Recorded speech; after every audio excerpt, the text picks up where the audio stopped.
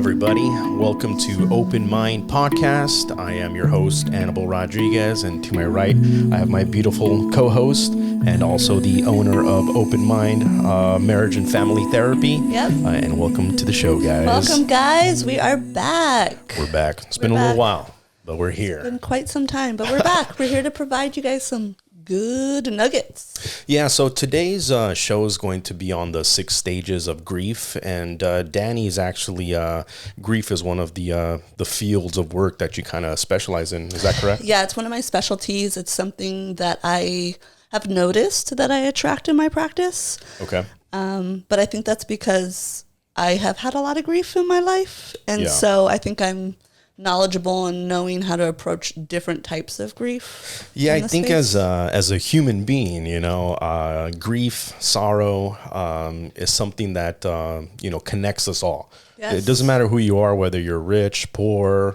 wherever you are in this world, we're all going to have a human experience. And part of the human experience is grief, because like they say, there's only 2 things that are guaranteed in this world. And that's, dying and paying taxes. But, taxes depending on where you live. Exactly. But the point being is that we have to understand a process that you can go through when these things pop up in your life, because I don't care who you are.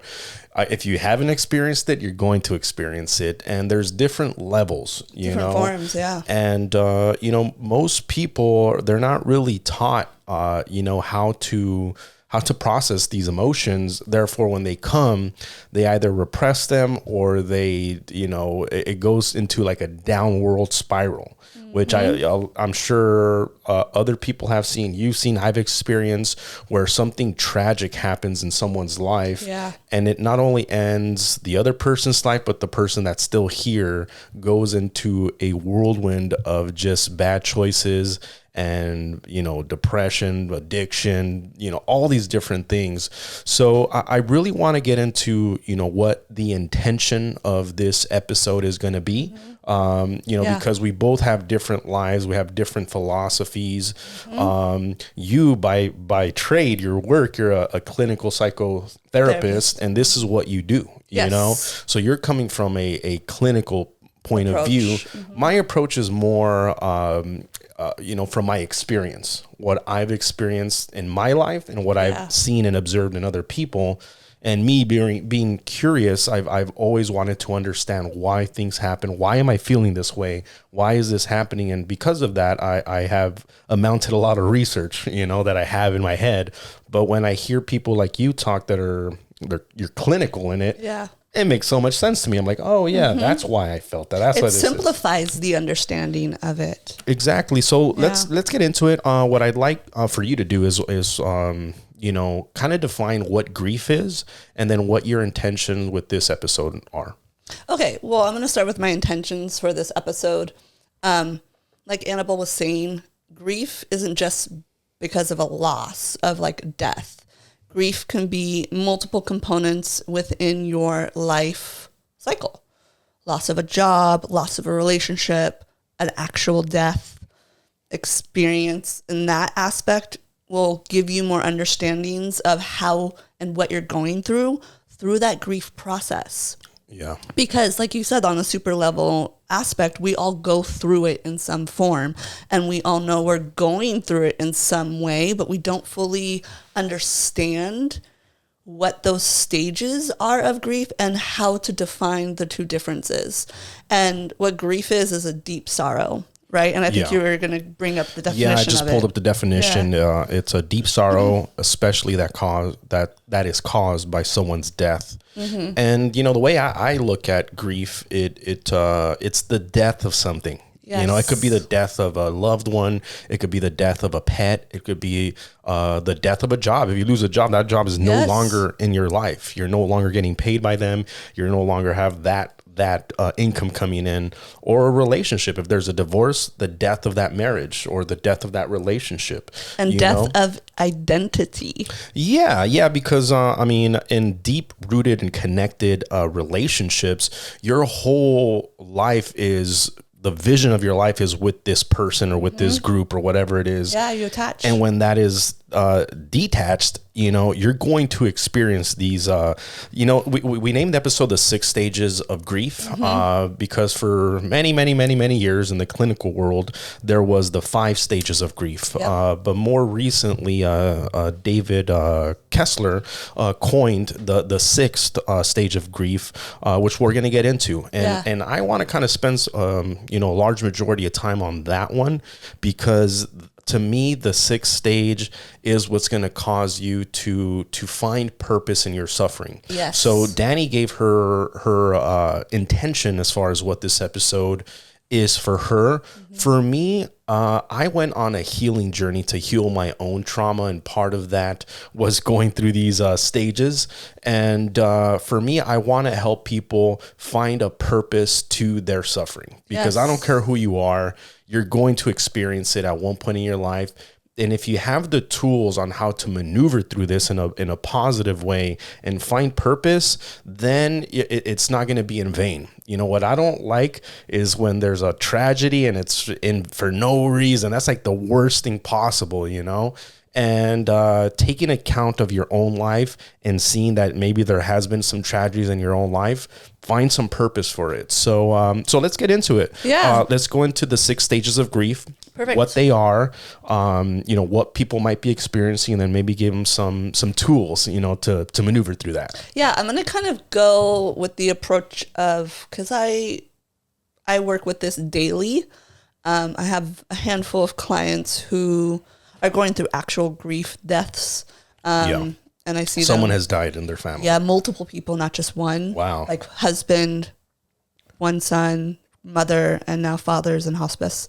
Wow. So this is definitely my wheelhouse, and I'm going to come from the approach of kind of how I operate in my practice in this process. So this episode is more of the psycho education dynamic, but I'm going to also give you some insight of how I would approach grief versus another diagnosis too. Okay. Because that's important. Yeah. Because I think, and that's another thing I want to get into is, grief is not depression. It is not depression. And that is a big factor. I don't treat, even though we'll get into it. One of the stages is depression. Exactly. But I don't treat that stage. So I'll get into it. So let's just kind of back up a little bit. So the 5 stages was invented by the Kubler-Ross method. Elizabeth Kubler-Ross wrote one of these books about the stages of, she was working with terminally ill clients. And so this book was about grief and loss. Yeah. And this is where this method came about. I think it was like 1969 or something in that realm of time. So the first stage is denial. Yeah. Okay. This stage is a temporary defense mechanism. So what does that mean? It's where you might believe that the event has not actually happened, or you haven't experienced it yet, even though you were just told somebody had passed away. Right? So there's this denial aspect that it actually happened. And so a good example, and this also helps buffer the actual loss and the emotions that we feel when we get that news, because we are flooded with the cortisol, our stress hormone, in the moment when we hear traumatic news or information in that moment. So the denial is an important stage to kind of give you a buffer. To prevent you from, getting overloaded with cortisol. Exactly. So cortisol will shut down your immune system. There's been people that have died, from just their thoughts, from an overload of cortisol, which causes a heart attack or which cause an aneurysm or like. So super, super high amounts of stress can cause some physical harm to you. So that makes a lot of sense how we would have a defense mechanism to prevent us from being overloaded with this emotional chemical in our brain, which is, denial. The other way I look at denial is like unbelief. Like, I cannot believe this is happening to me. That's exactly it. It's like calling the person that you just got the news. Like, no, there's no way this happened, and we call these moments like the critical moment right when it happens. When it happens, you get that huge rush of emotions. Some people faint, some people scream, some people just completely blank out. You can't really, even because I watch a lot of true crime, and detectives want to interview people when someone has died because they're trying to find out what happened here? You know, what happened in the situation, especially if there's some foul play, they want to make sure that no one killed this person or something, you know, that something's going on here. And typically the first people they'll interview is the closest person to the one that passed away, would be the spouse, the kids, or whatever. And they're looking for certain, you know, characteristics of someone that's dealing with this kind of situation. But there is no book on telling you exactly how people are going to react, because everybody is different. Well, and I think that's an important factor. So when I go through these different stages, this is not a linear process. What does that mean? It doesn't mean denial will happen in the next stage and then the next stage. That's very important you mentioned that, actually. Erratic, right? I tell my clients, and this is to normalize the feeling, right? And I don't like to pathologize in this way, but this is the best known approach to communicate this type of stress response is you kind of feel like you're bipolar in the moment. Now, people in the world think bipolar is this erratic a mood change, which it's not quite that way. If you go back to our depression episode, you'll hear about it. But a lot of people have that feeling of laughing one moment and then crying the next, and then being in denial and then bargaining, right? And this can happen within milliseconds to minutes to hours to years, well, not years, but to days, right? It's a process. So I kind of want to go back to that example of denial, right? It's also in the way of, say, for example, you find out someone passed away and you have their phone number and you just got the news and you're trying to frantically call them, expecting them to answer, to pick up. That's a form of denial. Yeah. So the next one is anger. Yeah. So, do you have a question? No, I kind of want to just run down these real quick. And then we could go into each one specifically, just so that people have an idea. Okay, cool. We'll do that. Like Danny said, this is not linear. You know, you could bounce around from these emotions. You might not even feel some of these emotions. You won't, but these are the ones that are most expected. The first 5 anyways. Yeah. So the first 5 are denial, which we just talked about, bargaining. Yeah, let me go into that. So the bargaining component, I want to kind of give some definition because people are going to be like, what's bargaining, right? And then we can go back into more detail. But the second stage is bargaining, which is where you kind of go, why God, right? Why not me? Or other examples. Why is this happening to me? Exactly. Why is this happening to me? I'll do anything to get XYZ back. That's bargaining. Then the next one is depression, which we talked about. And then acceptance. And then the 6th one, which Annabelle was talking about that he specifically relates more to, is the creating meaning. And that is the final stage. That stage you cannot experience without going through all the rest of these stages. Yeah. So that is the one that is concrete, right? Yeah, that one's only going to happen after you do the healing and the work. Through all this other stuff and you've accepted what's happened. Then you can create meaning to it. But so let's dive deep into it. You know, you went into bargaining, which is, you know, saying why is this happening? Maybe if I do this, is not going to happen. And there's different types of grief. You know, there's different levels of grief, and it is very the range is so huge. Like I was just talking to Danny, like there's it's 3-dimensional. You know, the first dimension is, all 3 are time, place, and connection. When did this happen? Obviously, when that first time you find out that something tragic has happened, that's when you're going to get the most amount of sorrow and grief from it. The longer it goes, it tends to dissipate over time.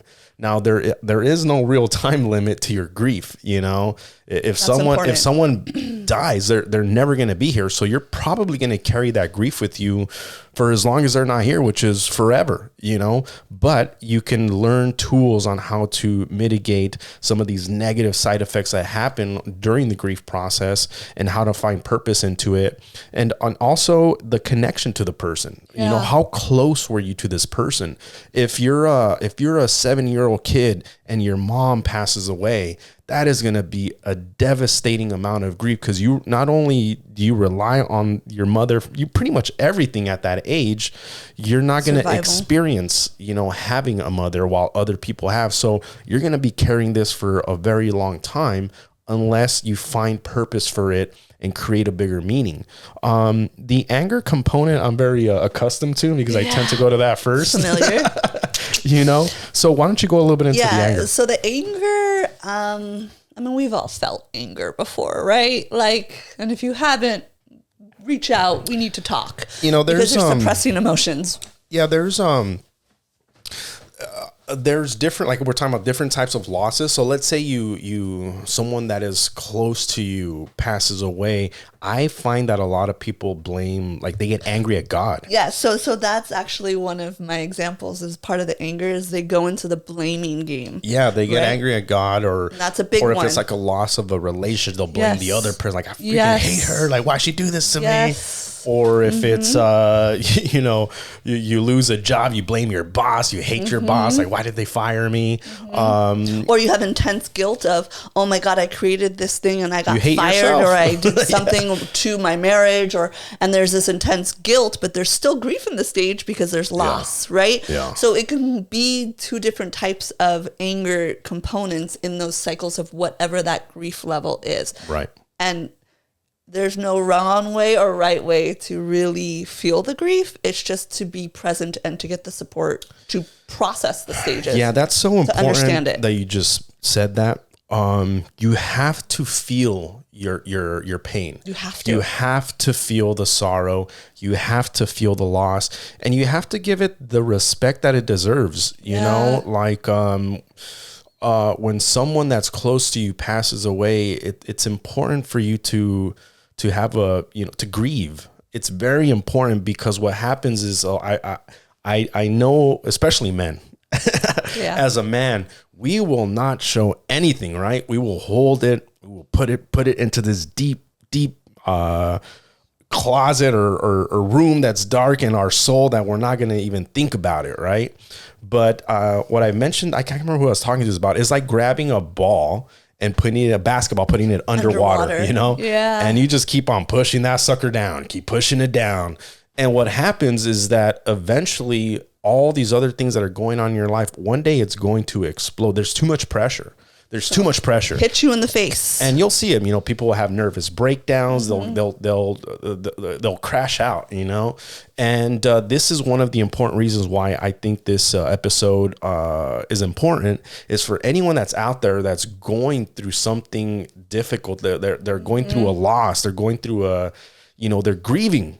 You know, you need to feel it. Don't drown it out. Because I think this is where a lot of addiction happens. Sure. Is the reason why people will go to substances like alcohol, drugs, sex, whatever it is to disassociate from your suffering and to find a dopamine rush that will make you feel better from all that cortisol. But in order for you to truly heal, in order for you to truly experience life as a human, you have to be present with that suffering. And it's a tough thing to do, but I think it's necessary. Well, we have the saying, feel it to heal it. It's so simple, but that can be my tagline. There you go. It's so simple, but so complex, right? Because people are so afraid of their emotions. They're afraid of losing control. Like you said, the beach ball, they're trying to stuff it down, but eventually it's going to come out. And I think that with grief, though, separate, depending on like if there was a lost grief, there's more permission to mourn for men than it is like grief from a job or grief from a relationship or other types of grief. So that's interesting because I just kind of had that aha moment where I've noticed men are more accepting of men crying when it's an actual loss of a soul. Yeah. I mean, I'll tell you why. You know, because in our biology as men, we are protectors and providers. So what happens is that as a protector, you have to show strength, and you have to show perseverance, and you have to show a moving forward attitude. And that permeates your life as a man. So where if you are not being hard, if you're not being a person that's persevering and showing strength, then you're the opposite. You're weak and you're not a good man, right? But there's a time and a place for everything. Yeah. I tell this to people all the time. There is a time and a place for everything. There's a time and a place for you to cry. There is a time and a place for you to laugh. There is a time and a place for you to do everything. And when things happen in your life, you need to be present and you need to experience them and you need to acknowledge your humanity. It doesn't matter if you're a man or a woman. We both are experiencing the same emotions, right? So yeah, I think that is probably a big reason why men don't show a lot of emotion is because it's ingrained in our biology and you know everything that we do to act that way. And it's not a bad thing. No. But there needs to be a place and a time and a balance. Like, you know, all right, great. You're not gonna break down and cry in front of everybody and be distraught and like, you know, whatever, but there is going to be a place where you need to let that out. Yeah, you know? I agree. Yeah.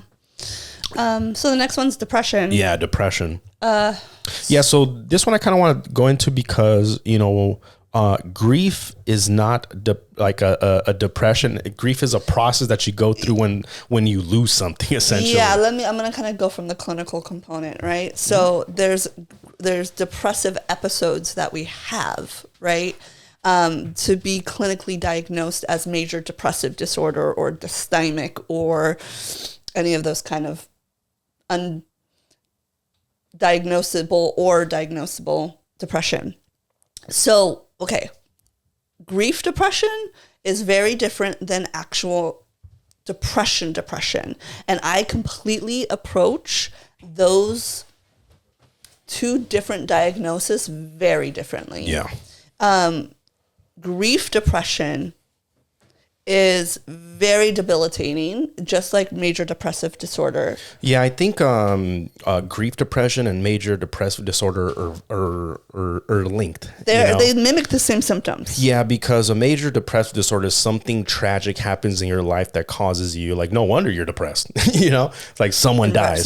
And then there's dysthymia, where it's like for me, I'll be very open and honest. My whole life I've had depression. Yeah. My whole life, and it's a cycle. You know, and that's called dysthymia, which is, it doesn't matter. Everything be going great in my life, I still feel it, you know? It's a chemical thing. And that has nothing to do with a major depressive disorder or grief depression, whereas it's almost like I just call it sadness. It's just sadness. It's just like you feel like weighted. A deep sadness inside of the pit of your stomach because you lost something that was precious to you. Whatever that was, you know, you relied on that income. It was precious for you. You relied on this person, like something that is very precious to you that you lose. You're going to feel this deep, after you go through those other stages, or at some point you're going to feel that deep sadness. Well, and that's deep sorrow, right? Is the definition of grief. And so that deep sorrow, that deep sadness mimics the same depressive symptoms, but you approach it very differently, right? If someone comes in with grief depression, I'm giving them acceptance to allow themselves to be in that stage. Yeah. I don't try to move them out of it. I don't try to give them interventions to push through it. I normalize the emotions. I give them grace. I give them enough. I tell them, hey, set yourself up to win. Give yourself a couple months. Give yourself whatever that is to not shame yourself for going through this type of grief. It's normalizing it. But if someone had a major depressive episode, I was like, okay, we're going to get you up. We're going to have you take a shower. You're going to go for a 5-minute walk, and you're going to make sure you're eating more nutritiously, right? Yeah. Very different intentional goals versus the grief is, nope, you're allowed to be in it. If you need to sleep, sleep. Yeah. Right? If you go to work and you're drained, go home and sleep. Yeah. There's a different approach. And I want to go into, we'll finish it off, but I want you to touch on how you can turn this into a positive cycle instead of a negative downward where it just keeps going down and down and down and down. Because now we're at depression, which is, a lot of people at this point tend to go into the negative side. Yeah. But I want to also tell you, even when you say this point, I want to reiterate, you can have anger before you have bargaining. Yeah, there's no... And you can have depression before you have anger. And, right, it's not not linear, right? Mm-hmm. So it's not by stages of, well, you're going to feel this and then you're going to have this next. It doesn't happen that way. So it's very unpredictable. Yeah. So when the emotion comes, the first part of healing in my approach with my clients on a daily basis is acceptance of the emotion that you are feeling in the moment and acknowledging it and labeling it. Mm-hmm. Hey, I'm really freaking angry right now. Yeah. I'm angry I lost my parent. I'm angry I lost my job. Mm-hmm. Valid. Be angry. But the difference is don't take it out on other people. So you are allowed to be angry. Yeah. But you don't take it out on other people. Now, irritability is a part of it. You might lash out. And some people, when you talk about wanting to be seen, yes, I agree to that. But I think it's different levels of type of grief that want to be seen. Yeah. If you're in a grief of loss, most people feel isolated. They don't want to talk to people. They don't have the energy to engage, right? Yeah. So they don't want to be seen. Yeah. Which feeds in to the anger, to all of the depression, right? And so that's the other thing. Community is a huge thing. Don't isolate yourself. You're allowed to feel upset. There's permission to do that, but don't isolate, because it's just going to fester. And then you're not actually acknowledging or living your life the way that the person or the experience, right? Yeah. Kind of trapped you in that life cycle. We don't want that either. Yeah. From my experience, just what I've observed and I've gone through, I feel like the denial, bargaining, and anger stage are a lot quicker, whether they come or not, than the depression. For me anyways, it tends to linger longer than those other things, because how long can you be angry for? True. It's like it requires so much calories, energy to be angry. At one point you're like, okay, I'm not angry anymore. And all these other things that at one point you can't bargain with this thing. You can't deny it. It's already happened. It's present, right? But I feel like the depression for me and from my experience tends to be the longest part of this cycle, where some people just stay in that and then they go back and forth, where they get triggered and now I'm angry again, or they get triggered and I'm trying to bargain again, I get triggered. But that depressive stage for me is always like it's like the base, the foundation of all these different little peaks. And not until you get into this other side, which is the acceptance and the creating meaning portion, is when you get into the positive side of, or at least the emotions, at least what I would call the healing side. The healing side is which is the next stage we could go into, which is acceptance. Okay, I can't deny this. It already happened. I can't bargain with it. It is what it is. Yeah. I've already gone through the stage of being angry. I've already gone through this depression. I don't want to feel like this anymore. The next stage is like, okay, I've accepted this. This has happened. So you could go a little bit into it. Yeah. So again, I want to kind of go back a little bit, because sure. I want to finish up on the depression aspect. Oh, yeah. So with the depression, grief is different. So accepting it, right? Mm-hmm. And allowing yourself to mourn it, allowing yourself to be in it. There will always be a deep sadness, no matter what, that will never fully go away. Yeah. And I think that's a big point that I want to reiterate in this process is, just because you're healing from the grief, this is the one thing that I hear a lot, is I don't want to heal from my grief because I'm going to forget that person. Or I'm going to forget the pain that came with that experience. So I don't want to heal, right? There's a resistance to it. And I want to say, just because you're doing the healing, you will never forget. Yeah. You will never forget that person. You will never forget the experience, but you will be able to move forward in a way where you have more control over your emotions. Yeah. Biggest one.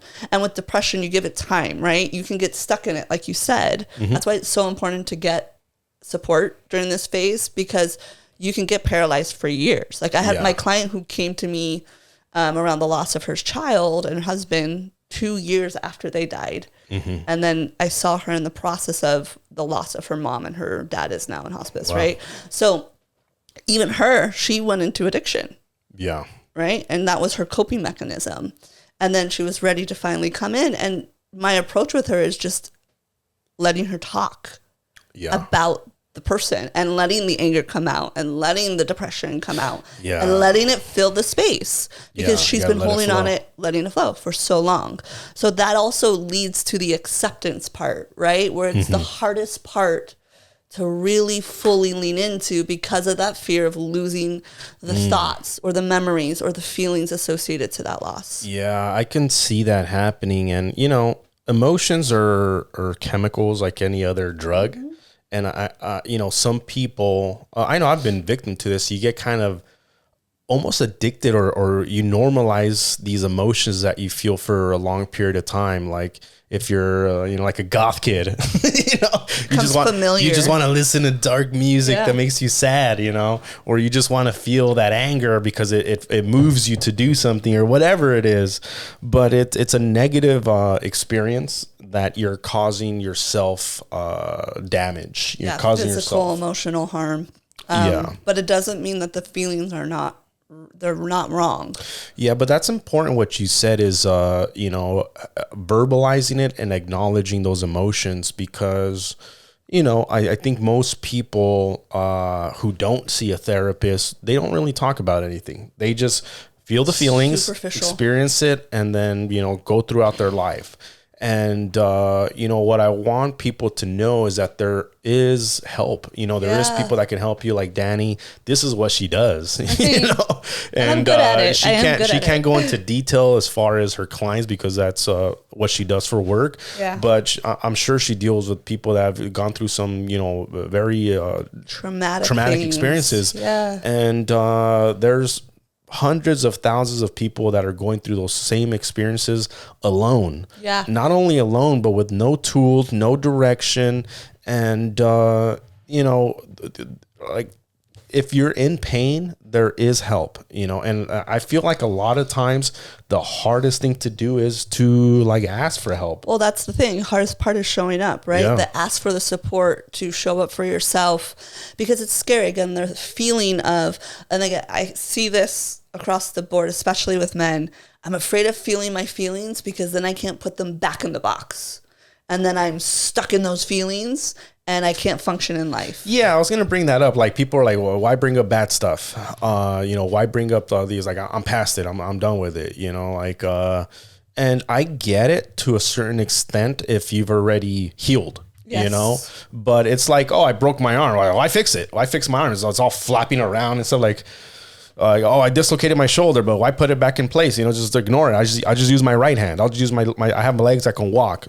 Like, if you really think about it, you sound crazy. You sound crazy, bro. Your shoulder is dislocated. Look at it. Your arm is all jacked up. You need to heal that. And the problem with grief and the problem with these emotions, you can't see it sometimes in people. I remember when I was going through like the most traumatic shit in my life, I would wake up crying, drive to work crying, and then put on a little mask. Like, just, hey, how's it going? Everything great. How are you? Great. All right, cool. Go into my office, close the door, start crying. Yep. Be in there the whole day. Don't even come out ignore everybody. Like, just, and nobody knew. Nobody. Yeah. My best friends, my family, only me, myself, and I was feeling all of this crap that I was going through.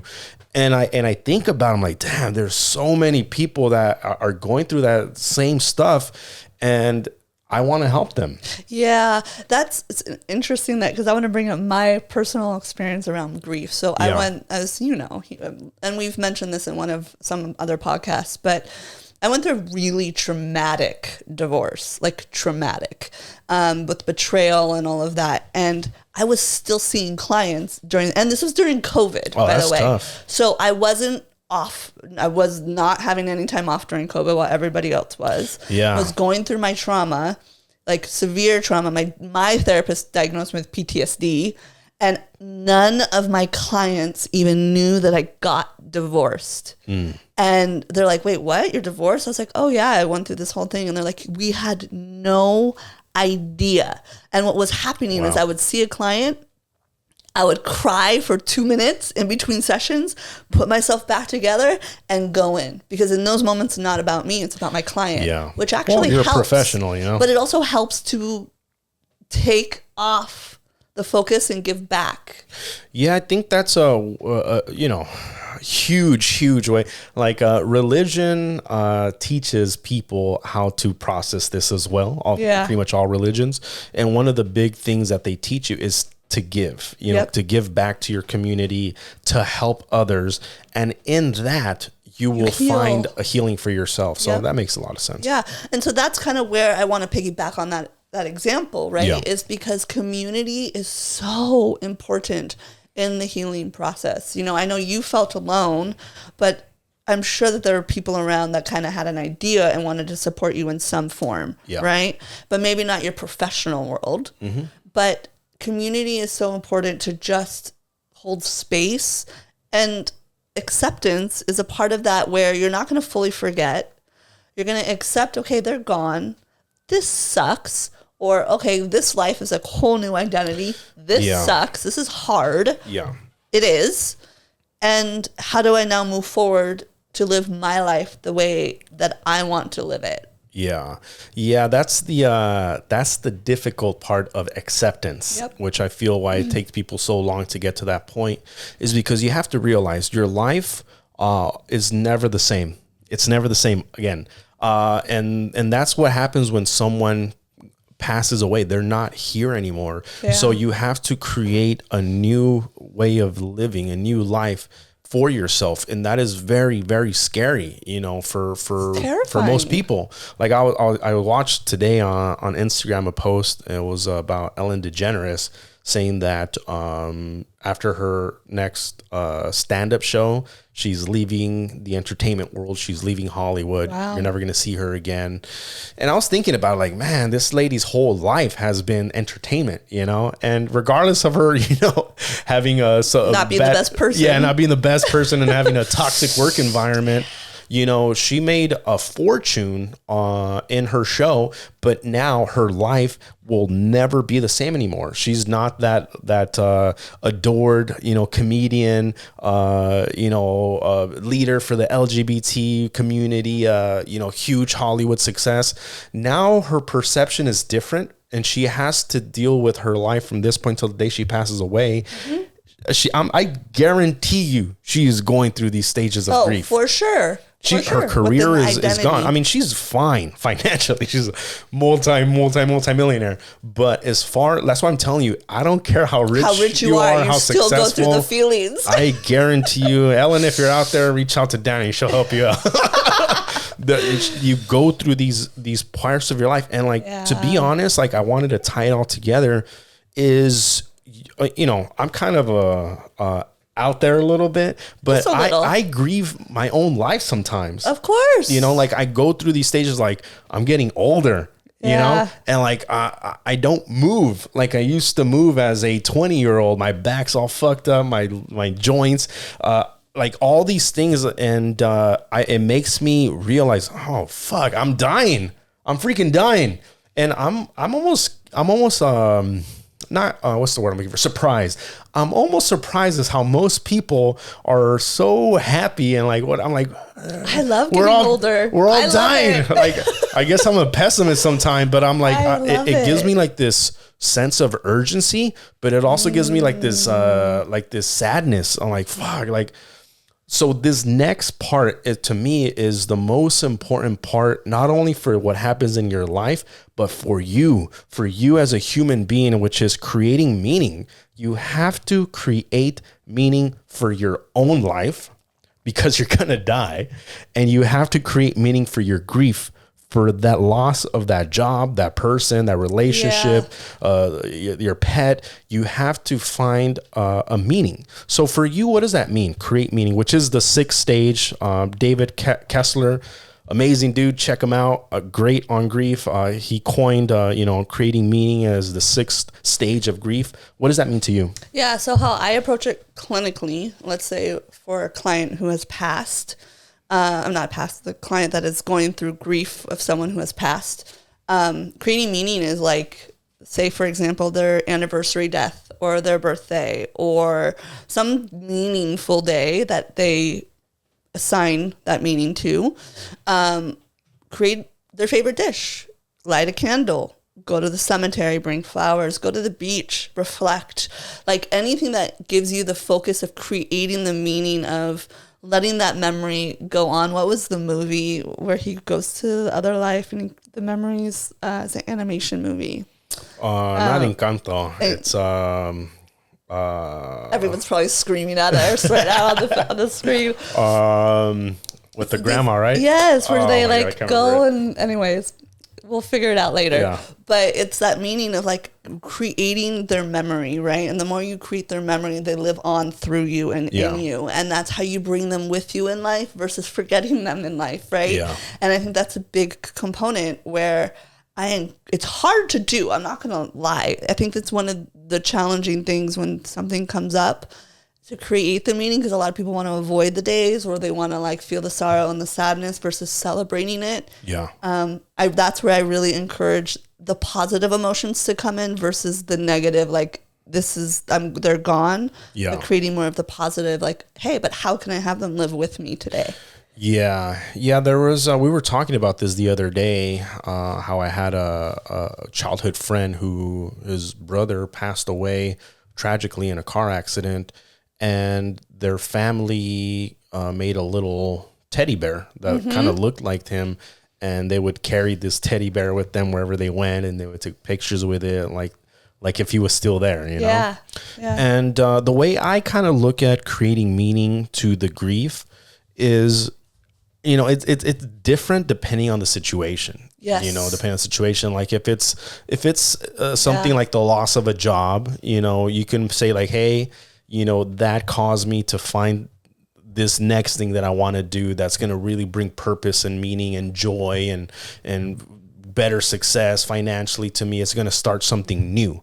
So the way I look at it, it's a new start, you know, and sometimes that is a positive thing, you know, and you can look at things in any way you want, but if you want to have a better life that's going to allow you to find healing, passion, purpose in life, then you have control of it with your thoughts and the way that you look at things and the way you perceive things. Like the way I say it is, the worst thing that happens to people, there's a blessing in disguise in there. And sometimes that worst thing was the best thing that ever happened to you. You know, like for me personally, I can say that, you know, going through all of those horrible experiences that caused me to go through this has allowed me to really, really find my purpose in life. Same. You know, so and with that, it's allowed me to heal and get past this a lot quicker. So I hope people, you know, can do that. So what are some of the tips that you can give as far as helping people create meaning? Yeah, but I also kind of, before I go into that, I want to say, you know, there's no specific time frame on when you are supposed to have been completely done with these stages. Yeah, and the way I say it is like, it's never really done. You have to kind of work on it always. Yeah, well, always kind of, like, for example, there's moments where you might regress. You know, you might be fine for some time, and then boom, something happens and you're back. You know, that's just life. That's life, and you have to learn. Okay, this is not going to last forever. You know, the best of times and the worst of times, nothing lasts forever. But you have to learn how to ride the waves of life, because if you don't, you will capsize, you will drown, you know. And this whole episode, this whole show, this whole business is to heal people and to help them live a better life, you know. So that is what it means to ride the waves of life. You want to learn that, hey, it's not always going to be up here, and it's also not always going to be down here, but you're okay. You're surfing. And each type of grief, you're going to experience it very differently. Let's say you have a child who dies versus a parent who dies. Yeah. You're going to feel different levels of intensity of that grief, and it's not going to be the same. It's going to be a whole different ball game. So that's okay too, and there's nothing wrong with you. You know, I need to normalize that as much as possible, because people think like, well, I went through this and I expected to do the same response. Not going to happen. Yeah. Big one.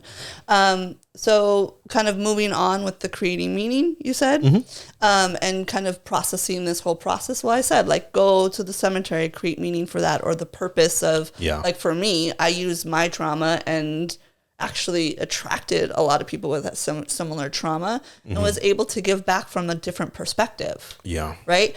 And so again, I'm not angry. I actually would never go back and change what I went through, because it made me a better clinician, hands down. You know? And so I think that's the other thing. We're all going to feel trauma. We're all going to feel and we're all going to feel it regardless if we're working on it or not. So if if you want to really feel better, work through it, or else you're going to stay stuck in it. Yeah. It's a choice. Yeah. You're going to feel it either way. Yeah. Do you want more control in it in the sense of having someone guide you and understand it? Or do you want to feel out of control in it and avoid and disconnect? Yeah. So again, I know it's scary to do this work, but it's so valuable and so important. Yeah. For yourself. Yeah. I agree. So creating meaning for yourself too. Yeah, of course. And what feels good. Yeah. So anybody out there that is either going through a loss of a loved one or a job or something and is struggling through these emotions, or if you know anybody that's going through this, and again, there's so many different types of grief. Finding a diagnosis of maybe a condition that you now have to live with for the rest of your life. Finding out that someone that has been diagnosed with something that's going to end their life in a very quick time. Yep. Someone has cancer, someone has some bad disease, that it's still grief. Yes. And again, there is help. You guys make sure you can reach out to Danny. The new website is out. You can get all the information there and contact her for a free consultation. You can discuss some of the things that you're going through and how she can help. And that's at openmindmft.com. Yes. And again, this doesn't have to be, if you're going through something tragic right now, this doesn't have to be the end. No. It doesn't have to be like a downward spiral till whatever. This can be a new start for you and a new meaning to your life and to your pain, you know? And for me, the way that I like to deal with a lot of these emotions is through art, whatever art form you choose, I think it'll be healing, whether it's music, dancing, painting, expressing yourself is crucial. But I do believe that talk therapy is probably the best form of therapy, because you can verbalize and you can logically understand what's happening to you with a professional like Danny, compared to just letting things out on your canvas as an artist, which or to your friends as well. Therapy is not communicating with your friends. Yeah, just FYI. And I'm also an art therapist, so I wanted to add too. So even for the creative expression, sometimes grief is so intimidating to talk about. I use the art to help express it in a way that's more safe. And I also work with pre-mourning grief. So I love that you brought up the cancer part. I actually work with cancer patients and the family members too of people that are going through that. And there is this pre-mourning grief before the loss of the soul leaving this earth. Yeah. And that also, you go through those stages, but in a very conscious way. Yeah, it's very different. It's very different. That's what I meant by I connect that to me, to like I'm dying too. Yeah, it's true. Right. So just also, if you are going through something in that way, I also work with clients that way too, to support. Yeah. Because that's also really tough to go through. Awesome. But we're here and we will be back doing more episodes like this. We would love your support in letting us know what information you want to know. If you have any questions, we'll read them out and answer them for you. Hit the like and subscribe button. Show us some love. If this is something that you found helpful and supportive, reach out and also forward it to your friends and family that you think would benefit them. We are grateful and we appreciate you guys, and thank you for showing up for yourself and being present with us. Thank you guys, and we'll see you next time. Bye.